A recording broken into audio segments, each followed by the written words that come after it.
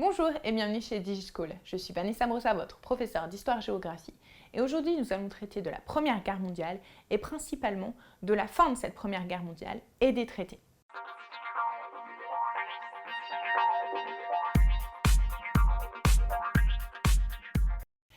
Tout d'abord, il faut faire un bilan de cette guerre. C'est un bilan très lourd. En effet, de nombreuses régions sont sinistrées. Des hommes ont été blessés. 70 millions d'hommes ont été mobilisés, c'est-à-dire qu'ils ont participé à la guerre, et il y a 9 millions de morts. N'oublions pas que dans ces millions de morts, il y a bien sûr les soldats, mais également les civils, parmi eux les Arméniens.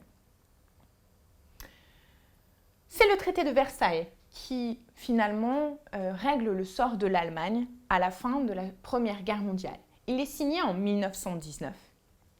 Alors ce traité, il va avoir plusieurs conditions qui sont très dures pour l'Allemagne. L'Allemagne est seule responsable de la guerre, d'une part. Elle doit payer des réparations, d'autre part. L'armée est réduite à 100 000 hommes.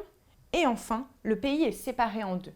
Et ça, c'est très important. Le pays est séparé par ce qu'on appelle le corridor de Danzig, qui donne à la Pologne un accès à la mer. Voici la nouvelle carte de l'Europe. La France retrouve l'Alsace-Lorraine. L'Italie retrouve quelques territoires. On voit bien que l'Allemagne est coupée en deux ici et que de nouveaux pays sont nés. Ce sont tous les pays qui sont en violet. Par ailleurs, l'URSS naît en 1922 à la place de la Russie, regroupant des territoires à proximité de la Russie. L'Empire ottoman est réduit. L'Empire austro-hongrois disparaît. Ce traité est appelé le Diktat, le traité de Versailles, par les Allemands. Cette paix est donc fragile. Le droit des peuples à disposer d'eux-mêmes se développe. C'est une idée du président américain, Wilson, c'est-à-dire que les peuples devraient choisir dans quel gouvernement ils veulent vivre. Mais il n'est pas toujours respecté.